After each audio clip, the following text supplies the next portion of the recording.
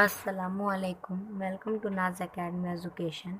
आप सबसे हमारी गुजारिश है कि वीडियो में आगे बढ़ने से पहले हमारे चैनल को सब्सक्राइब करें और बेल आइकन को दबा लें ताकि जब भी हम कोई नई वीडियो अपलोड करें आप तक नोटिफिकेशन मिल जाए। तो चलिए आज की वीडियो स्टार्ट करते हैं। स्टार्ट करने से पहले मैं आपको बता दूं कि जो हमारे बचे हुए पॉइंट है आज हम उसको ख़त्म करके हमारा ये चैप्टर ख़त्म कर लेंगे। जो हमारा ये 10वां चैप्टर है आफात का हुस्न इंतज़ाम यानी डिज़ास्टर ऑफ मैनेजमेंट ख़त्म हो जाएगा। इस वीडियो को आप देख लीजिएगा और ज़्यादा से ज़्यादा उर्दू मीडियम स्टूडेंट में इस वीडियो को शेयर कर दीजिएगा। तो चलिए स्टार्ट करते हैं। चलिए तो आज देखते हैं हम सबसे पहले आफात का हुस्न इंतज़ाम यानी डिज़ास्टर मैनेजमेंट। आफत चाहे छोटी हो या बड़ी, मुख्तसर मुद्दती हो या तवील मुद्दती, इस पर काबू पाना अहम होता है। इसके लिए आफत के हुस्न इंतज़ाम का मुअज़्ज़र और नतीजा ख़याज़ होना ज़रूरी है। यानी जो आफत है वो छोटी से छोटी हो या बड़ी से बड़ी, लेकिन वो अगर मुद्दती हो यानी बार बार आती हो या फिर तवील मुद्दती हो कि बहुत सालों में एक बार आती हो, लेकिन उस पर उस वक्त जो हासिल करना रहता है मुकाम, क्या होता है कि काबू पाना ज़रूरी होता है, तभी हम उसको रोक सकते हैं। इसके लिए आफत का हुस्न इंतज़ाम का मुअस्सिर और नतीजा ख़याज़ होना ज़रूरी है। यानी उस टाइम जो आफत का हुस्न इंतज़ाम होना चाहिए, यानी जो मुसीबत है उसको किस तरह काबू पाना चाहिए, वो होना ज़रूरी है हमारे माइंड में, तभी हम उसको कर पाएंगे ना। अवाम का ताउन और आफत का तदरीक, इनका रिश्ता बहुत करीब है। आफत का टालना, आफत का मुकाबला करने के लिए मंसूबा बनाना और इसके लिए सलाहियत पैदा करना यानी आफत का हुस्न इंतज़ाम है। यानी जो अवाम का ताउन है, आफत का तदरीक, इनका ना बहुत रिश्ता है, आप करीबी रिश्ता है।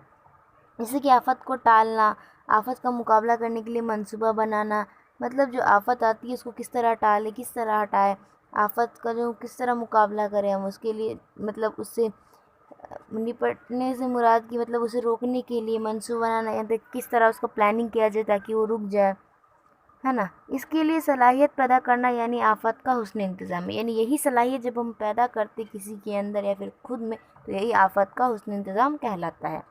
आफत एक तेज़ आमिल है यानी हादसा है ना।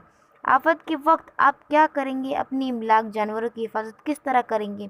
आफत के हुस्न इंतज़ाम में आफत आने पर सबसे पहले इस आफत की वजह से होने वाले नुकसानात किस तरह कम से कम हो, इस नज़रिए से कोशिश करना ज़रूरी है। आफत कभी भी मनसूबाबंद नहीं होती है, लेकिन मनसूबाबंदी के ज़रिए इनका ख़ात्मा हो सकता है। देखिए कहा बोला गया है कि देखिए जब आफत आती है, आफत एक तेज़ है अमल है यानी हादसा होना। आफत के वक्त क्या होता है कि आफत आए तो आप क्या करेंगे, अपनी इमलाक जानवर की हिफाजत किस तरह करेंगे, आपको सोचना पड़ता है ना उस वक्त कि हम क्या करेंगे, तो वो चीज़ थोड़ी देर के लिए हट जाएगी हमारे ऊपर से। तो आफत की जो हुस्न इंतज़ाम है यानी आफत पर सबसे पहले उस आफत की वजह से होने वाले नुकसान को किस तरह कम से कम किया जाए, वही उस वक्त एकदम अहम पॉइंट है, उस वक्त माना जाता है। इस नज़रिए से कोशिश करना ज़रूरी है, यानी जो नज़रिए से अभी हम पढ़ रहे उस नज़रिए से कोशिश करना ज़रूरी होता है। आफत कभी भी मनसूबा बंद नहीं होती है, लेकिन मनसूबा बंदी के ज़रिए इसका ख़ात्मा हो सकता है। देखिए हम लोग पहले से थोड़ी ना प्लानिंग करके रखते कि हाँ ये मुसीबत आई तो हम ये डाल के रखेंगे, लेकिन हाँ अगर एक ज़रिए इसका मनसूबा बंद कर लेते हैं तो इसका ख़ात्मा हो सकता है। चलिए आगे बढ़ते हैं। आपको आफत के हुस्न इंतज़ाम के बाजू में एक और पॉइंट दिया गया था, आफत के हुस्न इंतज़ाम के मकसद, है ना। तो पहला है आफत के दौरान इंसानी समाज में होने वाली जानी नुकसानात को दूर करना, उनका बचाव करना।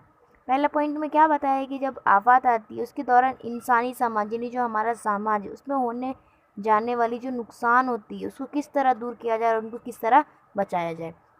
दूसरा पॉइंट यानी सेकंड पॉइंट है आफत ज़दा लोगों को मुनासिब तरीके से अशिया मुहैया करके आफत की शिद्दत और आफत के बाद होने वाले दुख दर्द दूर करना।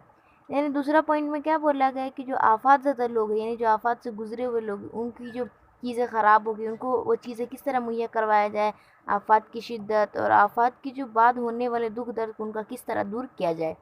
थर्ड पॉइंट यानी तीसरा पॉइंट है आफत ज़दा इंसानी ज़िंदगी को दोबारा मामूल पर लाकर उस इलाके की इंसानी ज़िंदगी को पहली हालात में लाना। यानी तीसरे पॉइंट में क्या बोला गया है कि जो आफत ज़दा लोग यानी जिससे वो गुजर चुके हैं उनको रिकवर किस तरह किया जाए, उनको दोबारा अपने मामूल में किस तरह लाया जाए उस इलाके को, और इंसानी ज़िंदगी जैसे उनकी पहली हालात थी आफत से पहले की उनमें किस तरह तब्दील किया जाए। चौथा पॉइंट है आफत ज़दा लोगों की बाज़ आबादकारी मुनासिब तरीके से करना, यानी जो आपको पॉइंट्स दिया गया था कि जो आपने पढ़े थे पिछले, उसमें किस तरह बताया कि बाज़ आबादकारी करते हैं उसकी तरह से करना। 5वां है आफ़तों पर तख्फ़ी तरीक़ों की मनसूबाबंदी करके मुस्तक़बिल में ऐसी आफ़तों की ज़रब न पहुँचे या आफ़तें आएँ तो इनकी शिद्दत में कमी की फ़िक्र न करना, है ना। यानी जो आफ़त है, 5वें पॉइंट में क्या बोला है कि जो आफ़तों पर आती है तो किस तरीके से उनको मनसूबाबंदी करके हमारे मुस्तक़बिल को हम ऐसी आफ़तों से दूर रख सकें, है ना। किस तरह इनको अपने मतलब मुस्तक़बिल तक न पहुँचने दे और इनका हम पहले ही इसका हुस्न इंतज़ाम कर दे, है ना, मैनेजमेंट कर दे इसका। तो ये चीज़ बताया गया है, इनकी शिद्दत में ही कमी की फ़िक्र ना करना, यानी जो इनकी जो शिद्दत है उसमें कमी की फ़िक्र करते हैं हम लोग, है ना। तो यहाँ पे हमारा ये वाला डिज़ास्टर मैनेजमेंट का जो पॉइंट था ना। चलिए अब हम आगे पढ़ते हैं। यहाँ पर ये हमारा 5 पॉइंट ख़त्म होते हैं और आगे का हम लोग पढ़ते हैं। बोला गया है कि हमारा जो पेज नंबर है आपकी टेक्स्ट बुक का 114 पे बताया गया है कि जो आफ़त का हुस्न इंतज़ाम है इसका थोड़ा सा पैराग्राफ बताया गया है, पढ़ते हैं। आफ़त का हुस्न इंतज़ाम यानी साइंस बारीकी बीनी से मुशाहिदा करके और मालूमात के तजुर्बे से आफ़त से मुकाबला करने की सलाहियत हासिल करना और उसमें वक्त की बेवक्त इजाफ़ा करने जैसे इंशदादी मनसूबा तदरीक व बहाली और तामीर नौ जैसी चीज़ों की सोच समझ कर मनसूबाबंदी करना, यानी इसका हुस्न इंतज़ाम करना। आफ़त के हुस्न इंतज़ाम के 2 हिस्से किए गए हैं। अब बताया गया है कि जो आफ़त है उसका जो हुस्न करते हैं जो साइंटिस्ट होते हैं उनको एकदम बारीक करते हैं। फिर मालूमात के तजुर्बे यानी रिसर्च के बाद उन्हें तजुर्बा होता है कि इस आफ़त से मुकाबला करने की किस तरह सलाहियत होनी चाहिए, किस तरह माहौल होना चाहिए, तभी हम इससे मुकाबला कर सकते हैं। उसमें वक्त व बेवक्त ना इजाफ़ा होता है, जैसे इंशदादी मनसूबा तदरीक व बहाली और तामीर नौ जैसी चीज़ों की सोच समझ कर मनसूबाबंदी करना और तमाम इंतज़ामात को यानी इसका हुस्न इंतज़ाम करना। आफ़त के जो हुस्न इंतज़ाम है उसके 2 हिस्से किए गए हैं। पहला है, हम आपको लिख के बताते हैं, पहला है आफ़त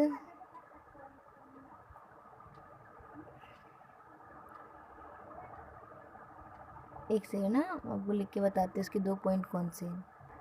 पहला तो ये होता है आफ़त से कबल हुस्न इंतज़ाम यानी प्री डिज़ास्टर मैनेजमेंट, और दूसरा ये होता है, बताते हैं आपको। पहला तो था आफ़त से कबल हुस्न इंतज़ाम और दूसरा है आफ़त के बाद हुस्न इंतज़ाम। तो चलिए इन दोनों के बारे में हम पढ़ते हैं। चलिए सबसे पहले हम आफ़त से कबल हुस्न इंतज़ाम पढ़ेंगे, यानी प्री डिज़ास्टर ऑफ मैनेजमेंट, है ना, ये वाला।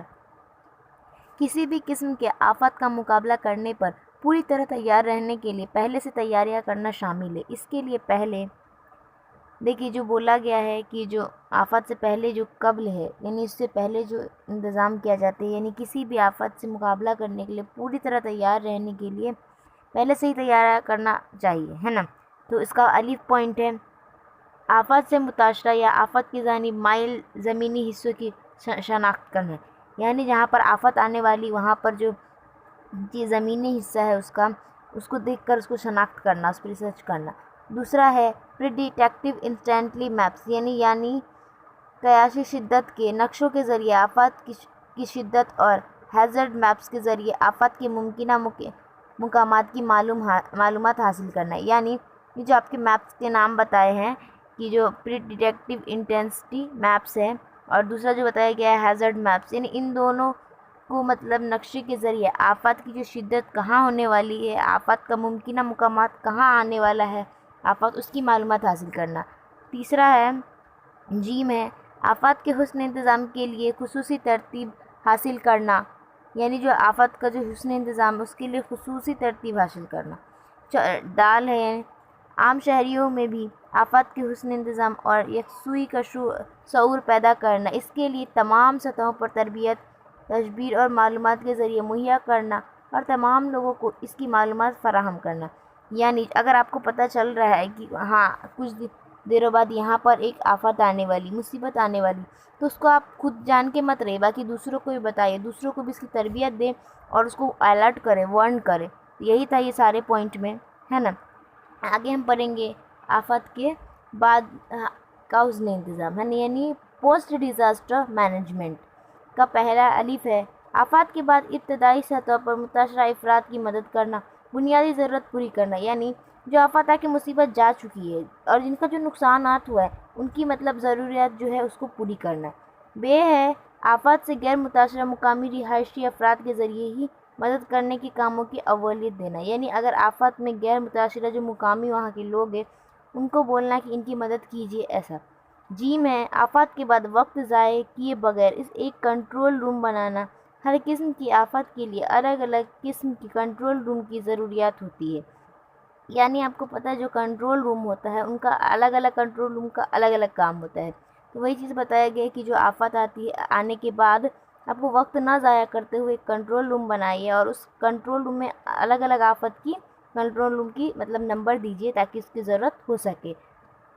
ڈال ہے کنٹرول روم کی وساحت سے آنے والی امداد کی جماعت بندی کرنا، اس مدد کو ضروریات مندوں تک پہنچانے کا انتظام کر کے ان کاموں کا مسلسل جائزہ لینا، یعنی جو کنٹرول روم ہے اس کی کیا کام ہوتے ہیں، آنے والی جس کی امداد ہے اس کی جماعت بندی کر کے اس کی مدد کو ضرورت مندوں جو ان تک پہنچانا، یعنی جو ان کی جو پیسے آ رہے آپ کنٹرول روم بنایا تو آپ کو ہو سکتا ہے کہ پیسے تو کٹیں گے، آپ جو اس امداد کو کیا کریں گے جو ضرورت مند لوگ ہیں نا اس تک پہنچا جائزہ لینا ہے نا۔ ہاں ہے آفات کو ختم کرنے کے لیے 24 گھنٹے مؤثر اور فعال رہنا، یعنی جو آفات ہے جو مصیبت اس کو ختم کرنے کے لیے 24 گھنٹے آپ کو کام کرنا پڑے گا۔ چلیے یہاں پہ ہمارا یہ پوائنٹ ختم ہوتا ہے اور آگے دیکھتے ہیں۔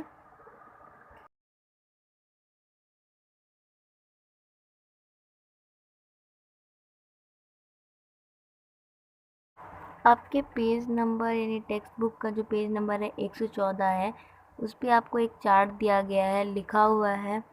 ہم نے جو دیکھے وہ پڑھے تھے نا آفات سے قبل حسن انتظام، اور دوسرا پڑھے تھے آفات کے بعد حسن انتظام۔ اس کے نیچے لکھا ہوا ہے ہنگامی منصوبے کے چکر کے اہم حصے، یعنی جو یہ منصوبہ ہے یعنی ایمرجنسی پلان جو ہے کس طرح ہوتا ہے وہ بتائیں۔ سب سے پہلے ہم تیاری دیکھیں گے۔ ایسا منصوبہ ایک سیکنڈ نشان لگا لیتے تاکہ یاد رہے ہم کو۔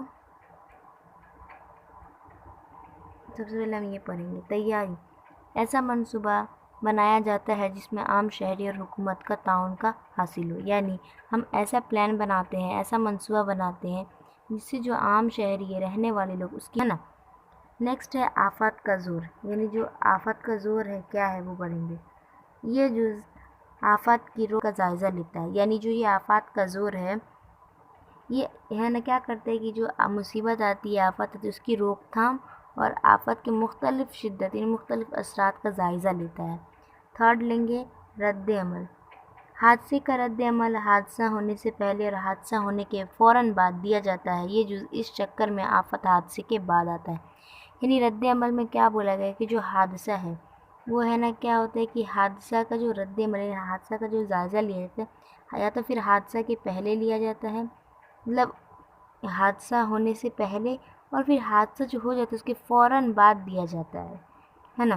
یہ جز اس چکر میں آفت حادثے کے بعد آتا ہے نا، یعنی جو آفت آ جاتی ہے اس کے بعد حادثہ ہوتا ہے نا، وہی بولا گیا۔ چوتھا لیں گے بحالی، یعنی یہ ہنگامی منصوبے اور قومی ترقی کو جوڑنے والا اہم جز ہے، یہ ملک کے لیے مفید اور دوبارہ بسانے کے لیے استعمال کیا جاتا ہے، یعنی جو یہ بحالی ہے یعنی یہ ہنگامی منصوبے جیسے بتائیں نا ایمرجنسی پلان بولتے ہیں ہنگامی منصوبے کو، اور قومی ترقی کو جوڑنے والا اہم جز ہے، یہ ملک کی مفید اور دوبارہ یعنی جو ہماری جو ملک ہے اس کی فائدے مند اور دوبارہ گھر بسانے کے لیے استعمال کیا جاتا ہے یہ بحالی کو۔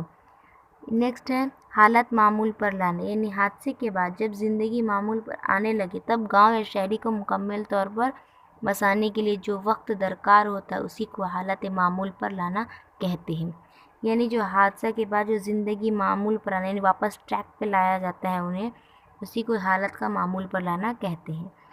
نیکسٹ ہے پیشگی تیاری، یعنی کوئی آفت آنے پر اس کے اثرات کم سے کم کس طرح ہو سکتے ہیں اس سمت میں منصوبہ بنایا جاتا ہے، یعنی جو آفت آتی ہے مصیبت اس کی اثرات کس طرح کم سے کم ہو اس سمت میں یعنی منصوبہ یعنی پلان بنایا جاتا ہے۔ نیکسٹ ہے چھٹکارا، لوگوں اور ملک پر آفت کا کم سے کم اثر کیسے ہو اس کے بارے میں سوچا جاتا ہے، یعنی جو آفت ہے اس سے کس طرح چھٹکارا پایا جائے، لوگ کو کس طرح اس سے دور کیا جائے، اور اس آفت کا کم سے کم اثر کیسے ہو ہمارے ملک پر، اس علاقے پر، تو اس کے بارے میں سوچا جاتا ہے۔ تو یہی چارٹ تھا، ہم نے اس کو سمجھ لیا، اب آگے پڑھیں گے، ٹھیک ہے۔ نیکسٹ ہے پیج نمبر 115 پر، آپ کو اوپر سے لے کے جو وہاں تک معلومات حاصل کیجیے، وہاں تک آپ کو ہدف کر دیا گیا ہے۔ اس کے نیچے ہے ضلع اتھارٹی برائے آفات حسن انتظام کا پوائنٹ ہے، یہ ہم پڑھیں گے ابھی۔ ضلعی سطح پر آفت کا حسن انتظام کرنے کے لیے اور آفت سے نجات کے منصوبے پر عمل آوری کی ضلعی کے کلکٹر کی ذمہ داری ہوتی ہے۔ رابطے کار کی حیثیت سے احکامات دینا، عمل آوری کرنا اور اس تعلق سے حاصل معلومات کا مسلسل جائزہ لیتے رہنا، حالات پر قابو رکھنا، ایسے تمام کاموں کے لیے وہ مناسب منصوبہ تیار کرنے کا کام کرتے ہیں۔ ہر ضلعی کی ہر قسم کی آفت کے لیے مناسب منصوبہ تیار کر کے ضلع کی سطح پر اس کو منظور کروانے کی ذمہ داری کلکٹر کی ہوتی ہے۔ یعنی ضلع اتھارٹی کے کیا کام ہوتا ہے جب آفت آتی ہے، اس وقت مصیبت میں کیا ہوتا ہے۔ ضلعی سطح پہ جو آفت کا حسن انتظام کرنے والے ہوتے ہیں، اس کا انتظامات کرنے والے رہتے ہیں، وہ کس کی ہوتی ہے؟ کلکٹر کی ہوتی ہے نا۔ تو وہ بتایا گیا کہ آفات سے نجات کے جو منصوبے، یعنی آفات کو کس طرح دور بھگایا جائے، اس کی پلاننگ جو ہے نا عمل آوری کے لیے جو ہمارے ضلع کا جو کلکٹر ہوتا ہے نا، اس کی ذمہ دار ہوتی ہے۔ رابطے کار کی حیثیت سے احکامات دینا، یعنی جو تھوڑا وقت پہ ان کو بتانا کہ کیسا حالات ہے، نہیں ہے، رابطے کار یعنی اس سے رابطہ کرنا، اس کے بعد عمل آوری کرنا، اس تعلق سے حاصل معلومات کا جائزہ لیتے رہنا، یہ بھی ضلعی کلکٹر کی ذمہ داری ہوتی ہے۔ حالات پر کس طرح قابو پایا جائے، ایسے تمام کاموں کے لیے وہ مناسب منصوبہ تیار کرنے کے کام کرتے ہیں۔ ہر ضلع کی جو ہوتی ہے نا، وہ ہر قسم کی آفت کے لیے منصوبہ پلان تیار کر کے ضلع کی کام ہوتا ہے کہ وہ سارے کام وہ کمپلیٹ کر کے رکھے، ان کی ذمہ داری ہوتی ہے ضلعی کلکٹر کی۔ تو چلیے آگے بڑھتے ہیں، یہاں پہ ہمارا یہ والا پوائنٹ ختم ہوتا ہے، مطلب اس پیج پر آگے دیکھتے ہیں، وہ پڑھیں گے۔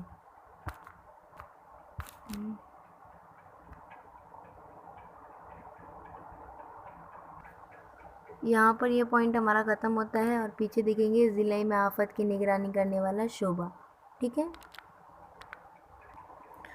نیکسٹ پوائنٹ ہے ہمارا ضلع میں آفت کی نگرانی کرنے والا شعبہ، یعنی جو کون کون سے شعبے ہیں جو نگرانی کرتے ہیں آفت آتی ہے تو۔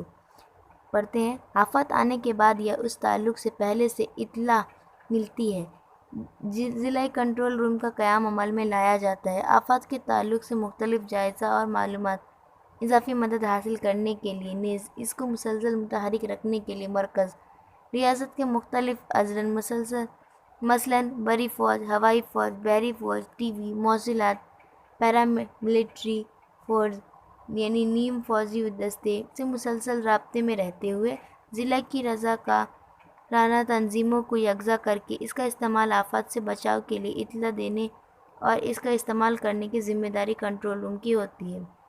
یعنی یہ جو کنٹرول روم ہے وہ کیا ہے نا، تو بتایا گیا کہ جو آفت آتی ہے اس کے تعلق سے پہلے اطلاع ملتی جو ہے ہم کو، وہ بھی ایک جو ذمہ داری ہوتی ہے وہ کنٹرول روم کی ہوتی ہے۔ وہ مطلب وہ عمل میں لانا، یعنی لوگوں کو اطلاع کرنا کہ آفت آنے والی، وہ کون کرتا ہے؟ وہ کنٹرول روم کرتا ہے وہ کام، ہے نا۔ تو وہی چیز بتایا ہے کہ جو آفات کے تعلق سے مختلف جائزے، یعنی الگ الگ جگہوں کے جائزے لینا، اضافی مدد سے حاصل کرنے کی نیز اس مسلسل متحرک کرنے، اس کو جاری رکھنا، ریاست کے مختلف اضلاع یعنی آپ کے دیکھو، آپ کو پتہ ہے نا 3 فوج ہوتے ہیں، بری فوج، بحری فوج اور ہوائی فوج۔ بری یعنی زمین، اور یعنی جو بارڈر پہ رہتی وہ بھی تو مطلب تینوں بھی تو بارڈر ہی ہے، ایسا بولا جاتا ہے کہ جو بری یعنی زمین، ہوائی یعنی جو فضا میں رہتی ہے ہوا میں، اور بحری یعنی پانی میں، ہے نا۔ اور ٹی وی، موصلات، پیراملٹری فورس یعنی نیم فوجی دستے، یہ سب نیم فوجی دستے کس کا کنٹرول ہے؟ یہ بھی کنٹرول روم کی ذمہ داری ہوتی ہے۔ ضلع کے رضاکار تنظیموں کو یکجا کرنے کا استعمال آفات سے بچاؤ کے لیے اطلاع دینے اور اس کے استعمال کرنے کی بھی ذمہ داری کس کی ہوتی ہے؟ یہ کنٹرول روم کی ہوتی ہے، ٹھیک ہے۔ تو ابھی دیکھیں گے جو کنٹرول روم کیا کون کون سے ہیں۔ انٹرنیٹ میرا دوست دیکھتے ہیں اور پھر ہم لوگ پڑھتے ہیں، چلیے تو دیکھتے ہیں۔ چلیے دیکھیے، جو انٹرنیٹ میرا دوست ہے، پڑھتے ہیں آفات کے حسن انتظام کے لیے کام کرنے والے بین الاقوامی تنظیموں کے کاموں کے تعلق سے معلومات حاصل کیجیے۔ بین الاقوامی تنظیمیں یعنی دنیا کے لیے جو تنظیمیں ہوتی ہے وہی بتایا گیا ہے۔ پہلے پوائنٹ پہ ہے United Nations Disaster Relief Organisation. اس کا کام کیا ہوتا ہے کہ جو یونائٹڈ نیشن ہے، یعنی جو ڈیزاسٹر یعنی جو آفات ہوتی ہے، اس کی جو تباہی ہوتی ہے جس کی وجہ سے یہ آرگنائزیشن اس کو وہ چیز فراہم کرتی ہے جو نہیں ہوتا ہے۔ سیکنڈ ہے united nation centre of human settlement. یہ جو دوسرا پوائنٹ بتایا گیا ہے جس ادارے کا نام ہے، وہ کیا کام کرتی ہے کہ جب انسان کا وہ چیز برباد ہو جاتا ہے تو وہ سیٹلمنٹ کرنے کے لیے کچھ چیزیں فراہم کرتی ہے، مہیا کراتی ہے۔ تیسرا ہے ایشین ڈیزاسٹر ریڈکشن سینٹر، یعنی جو ایشیا کا جو ہے ایشین ڈیزاسٹر یعنی جو تباہی جیسے بتائی گئی ڈیزاسٹر کی میننگ ہے، اس کو ریڈکٹ کر کے سینٹر ہے، مطلب اس کو جو تباہی سے بچانے کے لیے کیا کرتے ہیں تیاریاں، وہ بتایا گیا ہے۔ چوتھا ہے ایشین ڈیزاسٹر پریپیئرڈنیس سینٹر، یعنی جو ایشین یعنی ایشیا کا جو یہ تباہی کا جو بتایا گیا ہے ڈیزاسٹر پریپیئرڈنیس یعنی تیاری کس طرح کرتی ہے تباہی سے بچنے کے لیے، وہ ہے یعنی ورلڈ ہیلتھ آرگنائزیشن WHO۔ کون نہیں جانتا، سب جانتا ہے۔ یہ کیا کرتی ہے، یہ سواستھ یعنی جو ہماری جو صحت کا کام کرتی ہے، یعنی جو دنیا میں اگر کوئی بیماریاں پھیل رہی ہو تو اس پہ ریسرچ کرنا WHO کا کام ہوتا ہے، یعنی ورلڈ ہیلتھ آرگنائزیشن کا۔ چھٹا ہے united nation educational scientific and cultural organisation. چھٹے کے یہ والے کام کیا ہوتے ہیں کہ جو ایجوکیشنل پڑھائی میں اور ادر چیزوں میں، یعنی جو کس طرح بچے آگے بڑھے، یہ ان کا کام ہوتا ہے۔ تو چلیے آگے بڑھتے ہیں، یہ پوائنٹ ہمارا یہیں پہ ختم ہوتا ہے۔ اس کے نیچے بتایا تھا کون کیا کرتا ہے نا۔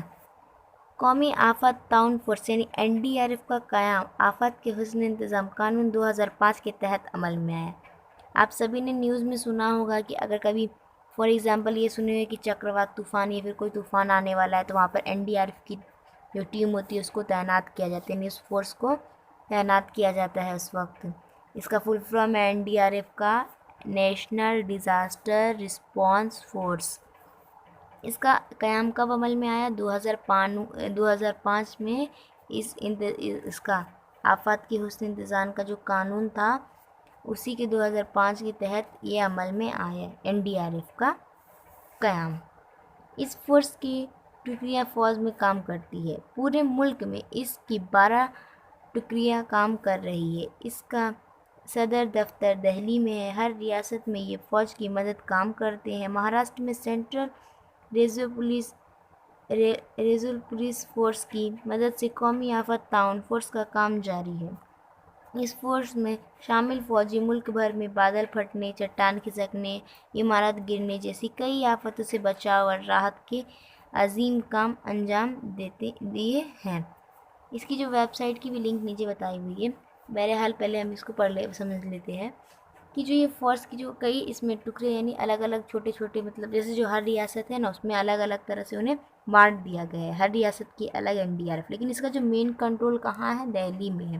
اس کا یعنی جو دفتر ہے، آفس ہے، وہ دہلی میں ہے۔ ہر ریاست میں یہ فوج اپنا کام کرتی ہے، یعنی مدد کے کام کرتی ہے۔ اس کا کام جو مہاراشٹر میں جو سینٹرل ریزرو پولیس فورس ہوتی ہے نا، اس کی مدد سے قومی آفات تعاون فورس کا کام جاری ہے، ٹھیک ہے۔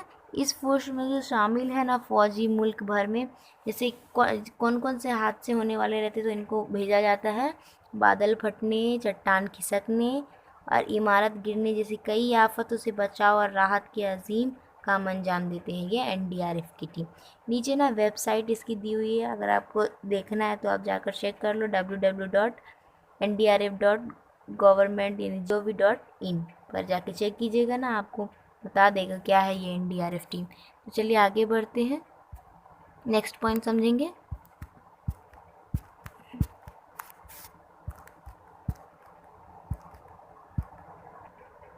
آگے بتائے تو بھلا۔ پہلا ہے ابتدائی طبی امداد کسے کہتے ہیں؟ آپ کو پتہ جو ابتدائی جو طبی ہے، طبی ہے یعنی آپ سب کو پتہ ہے دوائی، ایک سیکنڈ میں لکھ کر بتاتی ہوں یہ کیا ہے۔ فرسٹ پہلا ہے ابتدائی طبی امداد کسے کہتے ہیں، یعنی فرسٹ ایڈ باکس۔ آپ سب کے گھر میں فرسٹ ایڈ باکس ہوگا، یعنی ہلکی پھلکی جو چوٹ لگ جاتی ہے آپ اس کو فرسٹ ایڈ باکس کے ذریعے ٹھیک کر لیتے ہیں۔ سیکنڈ ہے آفات میں زخمی ہونے والے متاثرین کی ابتدائی طبی امداد کس طرح کریں گے۔ فار ایگزامپل مان لیجیے کوئی آفات آیا اور اس میں کچھ لوگ زخمی ہو گئے، ہاں، تو اور آپ کنٹرول روم کو کال لگا رہے، کال نہیں لگ رہا کیونکہ نیٹ ورک نہیں ہے، نیٹ کا پرابلم چل رہا ہے، تو آپ کیا کریں گے اس وقت؟ آپ کو ایمرجنسی میں کیا کرنا پڑے گا کہ آپ کے پاس جو فرسٹ ایڈ باکس ہے وہ لا کر ان بیچاروں کے زخم پہ کیا کریں گے، آپ کے پاس جو لیکوڈ ہوں گے، ڈیٹول یا پھر سیولن یا پھر ادر، تو آپ کاٹن سے لے کر ان کو صاف کر دیں گے تاکہ ان کے زخم پہ جرمز نہ ہو اور ان کی جو زخم ہے کچھ وقت کے لیے ٹھیک ہو جائے۔ پھر آپ کا کال لگ جائے گا ان کو، جو ہمارے یہ شعبے ہیں کیا کام جو کرتے ہیں ہمارے ہیلپ کے لیے، تو آپ انہیں کال کر کے پھر ان کو چیزیں مہیا ہو جائے گی، جب تک کے لیے آپ فرسٹ ایڈ باکس کا یوز کر کے ان کو ٹھیک کر سکتے ہیں، ہے نا۔ تو یہ چیز ہو گیا۔ اس کے بعد ہم آگے پوائنٹ پڑھیں گے جو ہے ہمارا ابتدائی علاج اور ہنگامی اعمال، ٹھیک ہے۔ چلیے آپ کے بک کا نیکسٹ پوائنٹ ہے ابتدائی علاج اور ہنگامی اعمال، یعنی first aid and action in emergency, ہے نا۔ تو گزشتہ جماعت میں آپ نے آفات میں زخمی ہونے والے کون سی ابتدائی امدادی جاتی ہے اس کی معلومات حاصل کی تھی۔ اپنی جماعت کے ساتھیوں اطراف کے افراد کسی نہ کسی مصیبت میں مبتلا ہو جائیں اور ان کو تکلیف ہو تو آپ حاصل کردہ معلومات کا استعمال کر کے ان کو فائدہ پہنچا سکیں، یعنی آپ کی جو پچھلی جماعت ہے 7، 6، 5، 9، 8 جو بھی پڑھے آپ نے، ان میں آپ نے پڑھے کہ کس مصیبت سے کس طرح بچا جا سکتا ہے، مطلب فوراً عمل میں کیا جائے تو، ہے نا، ایمرجنسی میں تو آپ بچ سکتے ہیں، کیونکہ جو آپ کے آس پاس کے لوگ ہوتے ہیں یا پھر آپ کی جو ساتھی ہے وہ کبھی بھی مصیبت میں مبتلا ہو جاتے ہیں، ان کو تکلیف ہو تو آپ کے پاس جو معلومات رہے گا کم از کم آپ اس سے تو ان کو فائدہ پہنچا سکیں گے نا۔ تو وہی چیز بتایا گیا ہے۔ کبھی کبھی ہم اپنے آپ کو مصیبت میں ڈال لیتے ہیں، ماحول میں جا بجا دی ہوئی علامتیں نظر آتی ہیں، ان کو نظر انداز کریں، ایسی علامتیں خطرے کو ٹالنے کے لیے مفید ہوتی، یعنی جو ہمارے آس پاس کے ماحول میں کچھ ایسے بینرز لگے ہوتے ہیں، ایسا لکھا ہوتا ہے ڈینجر، لیکن ہم کو لگتا ہے کہ ایسے ہی لکھا ہوا ہے اور ہم اس کو ہٹا کے چل دیتے ہیں، ہمارا کام کر لیتے، تو وہی چیز وہ لگے کہ اس کو نظر انداز نہ کریں۔ اس طرح یہاں بتایا گیا کہ یہ تینوں جو علامتیں ہیں، فرسٹ ہے ایکسپلوسیوز، دوسرا ہے فلیمیبل گیس، اس کے بعد ہے فلیمیبل لیکوڈ، ہے نا۔ تو یہ تینوں علامتیں ہیں، ان چیزوں کو اگر آپ کو دکھے تو نظر انداز نہ کریں، تو وہی چیز آپ کو بتایا گیا کہ اگر آپ کو کوئی علامتیں دی جاتی ہے تو آپ اسے نظر انداز نہ کریں بلکہ اس کو دیکھ کے ان سے دور ہٹے، کیونکہ یہ جو خطرے کو ٹالنے کے لیے علامت ہوتی ہے اور خطرہ پھر آپ کے اوپر آ سکتا ہے اگر آپ اسے نظر انداز کرتے ہیں تو چلیے آگے بڑھتے ہیں۔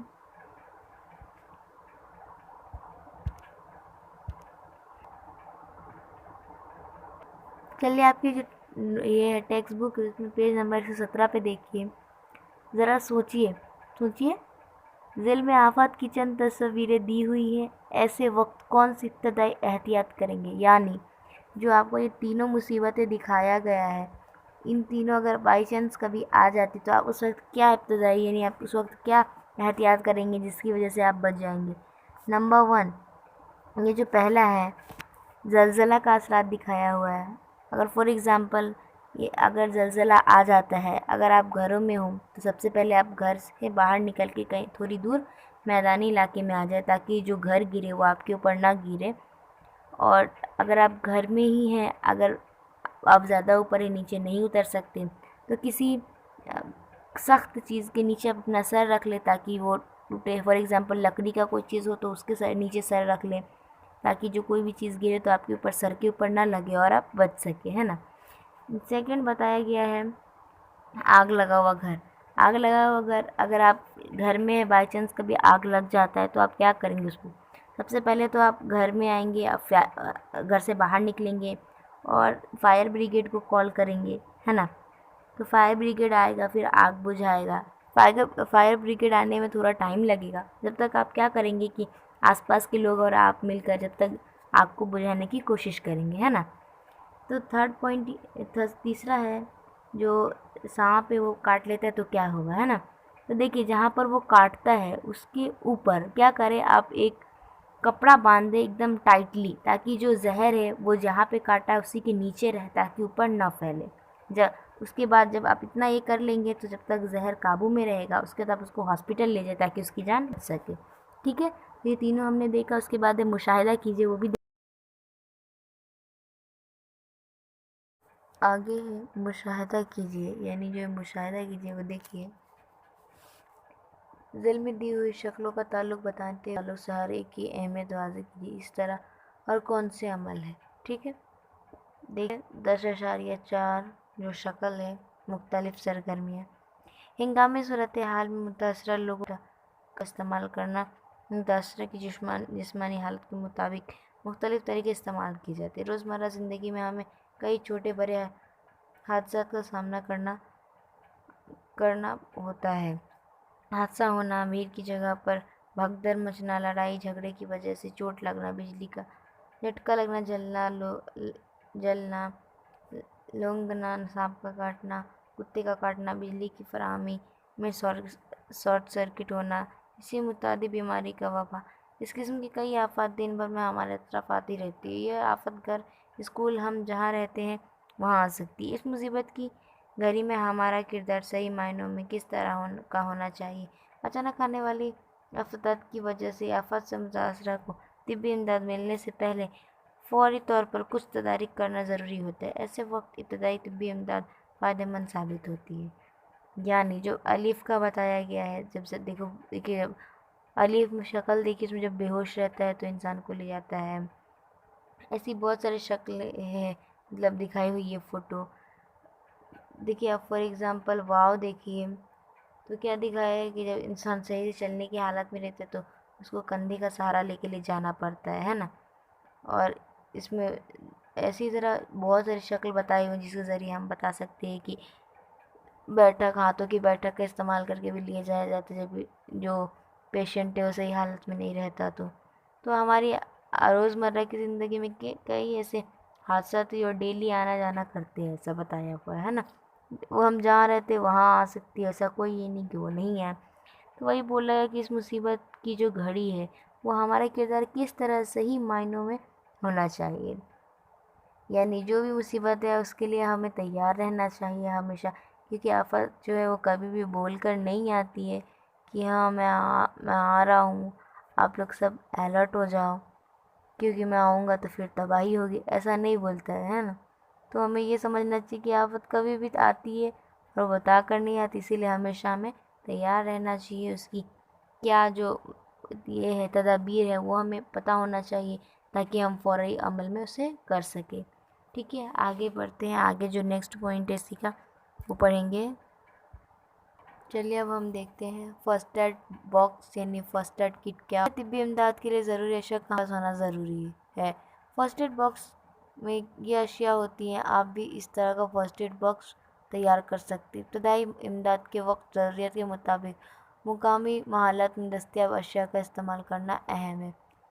دیکھیے فار ایگزامپل میں نے آپ کو بتائی تھی، اگر اچانک کبھی کچھ حادثہ ہو جاتا ہے، اگر اس ٹائم مدد کے لیے ہاسپٹل کال نہیں لگ رہا ہے تو جیسے ہم لوگ کنٹرول روم میں کال کرتے تو نہیں لگتا ہے، تو اس ٹائم کے لیے ہم فرسٹ ایڈ باکس کا یوز کر کے اس کی جان بچائی جا سکتی ہے نا. تو وہی چیز بتایا گیا تھا آپ کو اس پوائنٹ میں. اب دیکھیں گے فرسٹ ایڈ باکس کے لیے کیا کیا ضروری ہوتا ہے، کون کون سے وسائل ضروری ہوتے ہیں نا. اس سے پہلے فرسٹ ایڈ باکس کے لیے ضروری وسائل، اس نیلے باکس کے اوپر آپ کو ایک اور چیز بولا گیا ہے، معلومات حاصل کیجیے.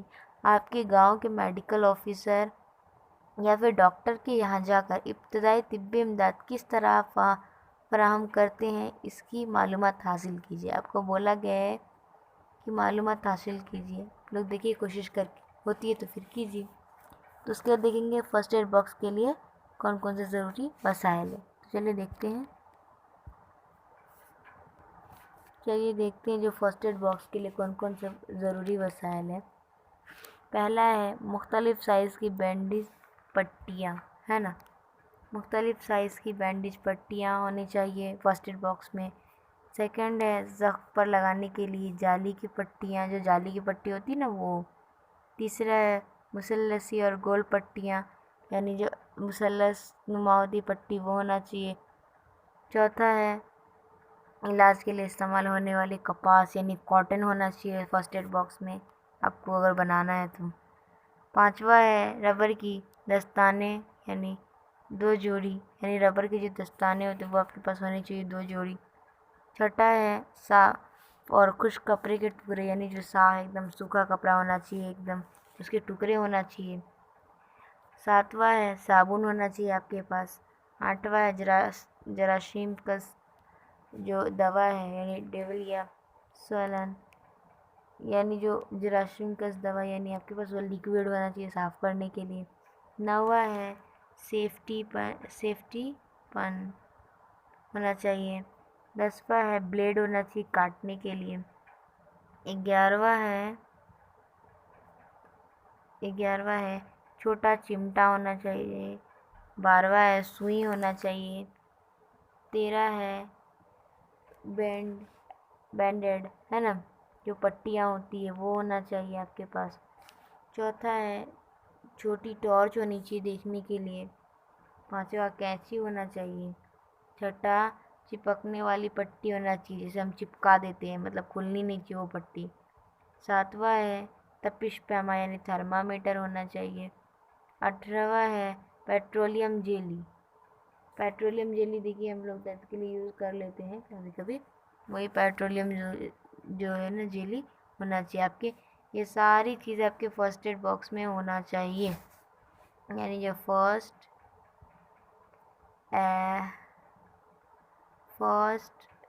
ایڈ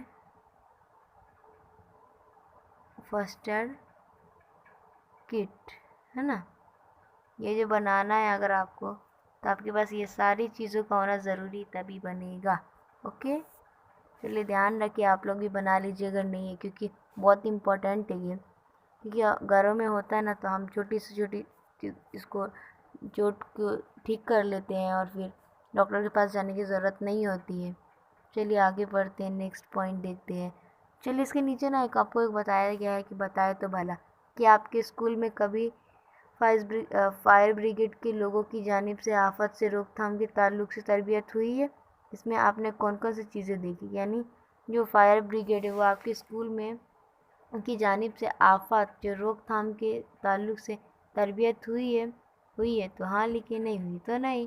اس میں آپ نے کون کون سی چیزیں دیکھی یعنی جو فائر بریگیڈ ہے کون کون سی چیزیں یوز کرتا ہے آگ بجھانے کے لیے، وہ ساری چیزیں بارے میں لکھنے بولا ہے، ٹھیک ہے۔ اس کے بعد ہے میرا نیکسٹ پوائنٹ ہے فرضی مشق یعنی موک ڈرل، وہ دیکھتے ہیں، اس کا کوشچن دیکھتے ہیں، ٹھیک ہے۔ چلیے لیٹ اسٹارٹ۔ یہاں دیکھیے فرضی مشق یعنی موک ڈرل کیا ہے۔ فرضی مشق یا ڈرل آفت آنے کی صورت میں تیزی سے فوراً اور کم سے کم وقت میں تیاری کی صلاحیت جانچنے کا ایک ذریعہ ہے۔ کسی بھی آفت کے تعلق سے رد عمل جانچنے کے لیے کسی بھی آفت کے آنے سے پہلے کی صورتحال کی فرضی حرکت کی جاتی ہے۔ اس وقت آفت سے بچنے کے لیے کی گئی منصوبہ بندی کے مطابق تمام سرگرمیوں کا کامیابی سے ہم کنارے ہوتی ہے یا نہیں، اس کی جانچ کے لیے تربیت یافتہ استخاص تفویض کردہ سرگرمیاں انجام دیتے ہیں۔ آفت سے بچنے کے لیے میکانیکی عمل کتنا مؤثر ہے یہ دیکھا جا سکتا ہے۔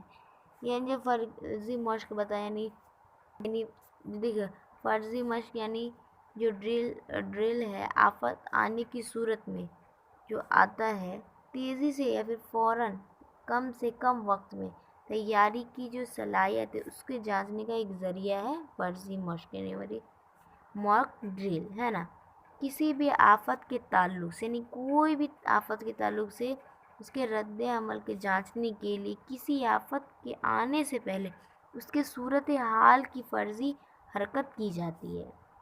اسی وقت آفت سے بچنے کے لیے کی گئی جو منصوبہ بندی یعنی پلاننگ ہوتی ہے اسی کے مطابق جو تمام سرگرمیاں کامیابی سے ہم کنارے ہوتی ہے یا پھر نہیں، اس کے ذریعے ہمیں پتہ چل جاتا ہے۔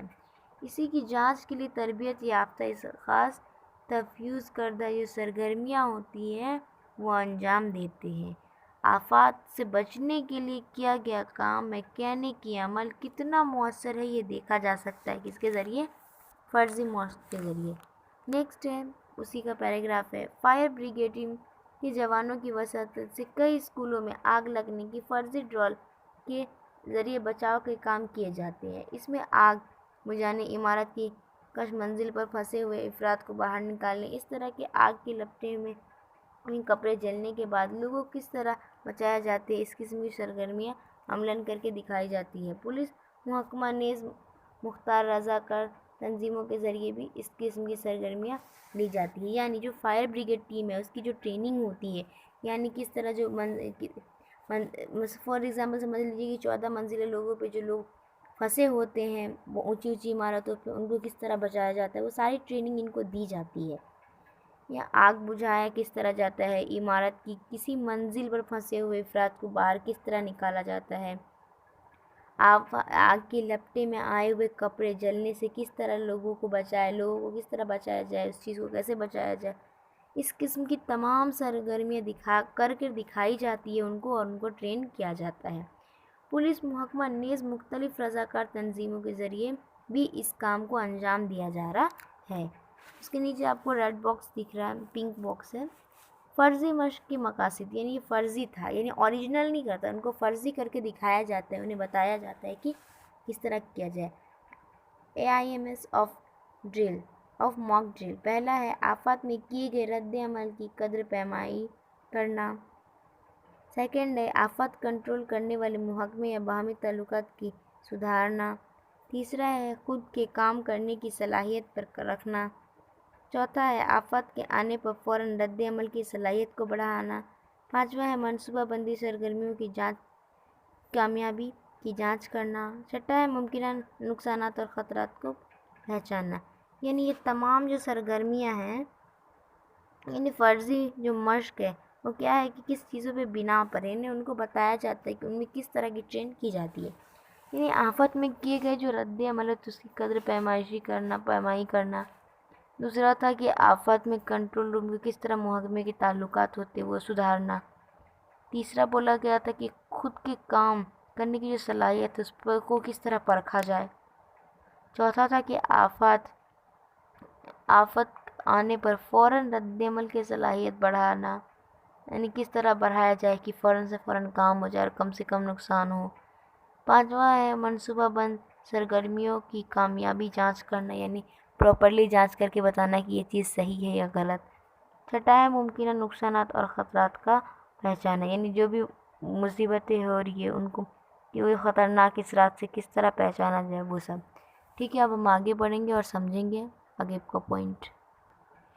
آگے ہے پیج نمبر آپ کی ٹیکسٹ بک سے 119 پر، اسے ہمیشہ ذہن میں رکھیے، اسے پکا یاد کر کے رکھنا، آپ لوگ کو اپنے مائنڈ میں سیٹ کرنا ہے کہ وہ چیز نہیں کرنی ہے۔ فرسٹ ہے اسکول میں زینہ اترتے وقت بھیڑ نہ کرے، ایک دوسرے کو دھکا نہ دے، یعنی جب آپ اسکول کی جو زینے سے اترتے ہیں تو آپ ایسے فٹافٹ بھاگتے ہیں گھر کے لیے، نہیں، دھیرے دھیرے اترنا ہے، کیونکہ اگر ہم گرے نا تو ہماری وجہ سے دوسروں کو بھی چوٹ لگتی ہے اور ہم کو بھی لگتی ہے، اس وجہ سے خطرات ہوتے ہیں، خطرے کے اثر ہوتے ہیں، ہے نا، اور ایک دوسرے کو دھکا نہ دے تاکہ وہ دوسرا بھی نہ گرے۔ ٹھیک ہے، سیکنڈ پوائنٹ ہے اہمیت کے حامل موبائل نمبروں کو یاد رکھے اور وقت ضرورت ان کا استعمال کرے، مثلاً پولیس 100، فائر بریگیڈ 101، آفت کنٹرول روم 108، ایمبولینس 102 وغیرہ۔ یہ دیکھیے کیا بولا گیا ہے، دوسرا پوائنٹ یہ بہت امپورٹنٹ ہے، آپ کو یاد رکھنا ہے۔ ٹھیک ہے، کیا ہے اس میں کہ جو دیکھیے یہ موبائل نمبر دیا گیا ہے، اگر آپ کو فار ایگزامپل کچھ چور ہے، فار ایگزامپل سمجھ لیجیے چور ہے، بھاگ رہے، پولیس ان کو ڈھونڈ رہی ہے، تو آپ اس کو 100 نمبر کال پہ کیجیے گا نا، آپ موبائل پر 100 نمبر کال لگائیے تو آپ کو کال کہاں لگے گا، پولیس اسٹیشن لگے گا، ہے نا۔ اور آپ کو فار ایگزامپل آپ پھر یہ سمجھ لیجیے کہ آپس میں دو لوگوں کا بہت جھگڑا ہو رہا ہے، وہ سننے کو تیار نہیں ہے، ایک دوسرے کی بات بہت ضد کر رہے، جھگڑے ہو رہے، تو آپ 100 پہ کال لگائیے، آپ کا کال پولیس کے پاس جائے گا، پولیس آئے گی، پھر اپنی کارروائی اسٹارٹ کر دے گی۔ نیکسٹ ہے جی فائر بریگیڈ، جو آپ کا جو فائر بریگیڈ ہوتا ہے نا، اس کو آپ فار ایگزامپل سمجھ لیجیے آپ کے محلے میں کہیں پہ آگ لگ رہی ہے نا، تو آپ کو کیا کرنا ہے اس وقت کی، آپ کو کال لگانا ہے 101 پر، اور آپ کو یعنی 101 پر کال لگانا ہے، اور وہ کال کس کو لگے گا، فائر بریگیڈ کو لگے گا۔ اوکے، نیکسٹ بولا گیا ہے کہ جو کنٹرول روم ہے، جو آفت ہے ان کو کس طرح ہٹایا جائے، یعنی جو آفت کا جو کنٹرول روم ہے اس کو کتنے نمبر پہ لگایا جاتا ہے؟ تو کنٹرول روم یہ ہوتا ہے، آپ 108 پہ لگاؤ گے نا تو کہاں لگے گا؟ کنٹرول روم، آفت کے کنٹرول روم میں، یعنی جو NDRF کی ٹیم وغیرہ ان کے، ہاں ٹھیک ہے۔ اور نیکسٹ آگے بولا گیا ہے، کیا بولا گیا ہے کہ جو ہے ایمبولینس نمبر، یعنی کسی فور ایگزامپل سمجھ لیجیے کسی انسان کو ہارٹ اٹیک آ رہا ہے نا، تو جو ان کو ہارٹ اٹیک آ رہا ہے تو وہ کیا کریں گے اس وقت؟ کیا کریں گے کہ وہ بیچارے تو درد سے تڑپ رہے ہوں گے، تو ہمارا حق کیا بنتا ہے اگر ہمارے آس پاس کی پڑوسی ہے یا پھر کوئی اور ہے تو کیا کیجیے، آپ 102 نمبر پہ کال کیجیے، ایمبولینس آئے گی، پھر ان کو ہاسپٹل لے کے جائے گی۔ تھرڈ پوائنٹ ہے، راستہ عبور کرتے وقت بائیں دائیں جانب دیکھیں، گاڑیاں نہ آ رہی ہو تو اسے یقین کریں، فٹ پاتھ استعمال کریں اصول پر عمل کیجیے، یعنی آپ کو پتہ ہے جو راستہ آپ روڈ کراس کرتے ہیں وقت بائیں دائیں جانب دونوں طرف دیکھیں کہ اگر گاڑیاں نہیں آ رہی ہے تب آپ کراس کیجیے، دھیان دے کر چکیے، نہیں تو ایسے خطرے کا امکان ہوتا ہے۔ گاڑیاں نہ آ رہی ہے تبھی آپ یقین کریں یعنی پار کریں، فٹ پاتھ استعمال کرنے کے اصول عمل کیجیے، یعنی آپ کو پتہ ہے جب آپ روڈ کراس کرتے تو سب سے اہم بات کیا ہوتی ہے کہ آپ کو زیبرا کراسنگ کرتے ہیں تو آپ کو خطرہ نہیں ہوتا ہے، وہی چیز دھیان میں رکھنا ہے آپ کو۔ چوتھا ہے، لاوارث اشیاء کو ہاتھ نہ لگائیں، افواہیں نہ پھیلائیں، یعنی جب کوئی چیز ہوتی ہے لاوارث ہو یعنی ایسی پڑی ہوئی چیز ہو آپ اس کو نہ چھوئیں، ہو سکتا ہے اس میں کچھ بیکار چیزیں ہو، فار ایگزامپل آتنکواد کا کتنا حملہ ہو رہا ہے، تو اگر آپ فار ایگزامپل کسی چیز کو نہیں جانتے آپ اس کو چھو دیتے، اگر اس میں خدا نہ خواستہ کہیں بوم نکلا تو بلاسٹ ہو سکتا ہے نا، تو وہی چیز بتائے کہ لاوارث اشیاء کو ہاتھ نہ لگائیں، اور کوئی بھی چیز کے بارے میں افواہیں نہ پھیلائیں، کیونکہ افواہیں کی وجہ سے لوگوں کے دل میں ڈر پیدا ہو جاتا ہے نا، اور کچھ کی تو موت بھی ہو جاتی، اسی لیے افواہیں نہ پھیلائیں، جو سچ ہے وہی بتائیں، افواہیں نہ پھیلائیں۔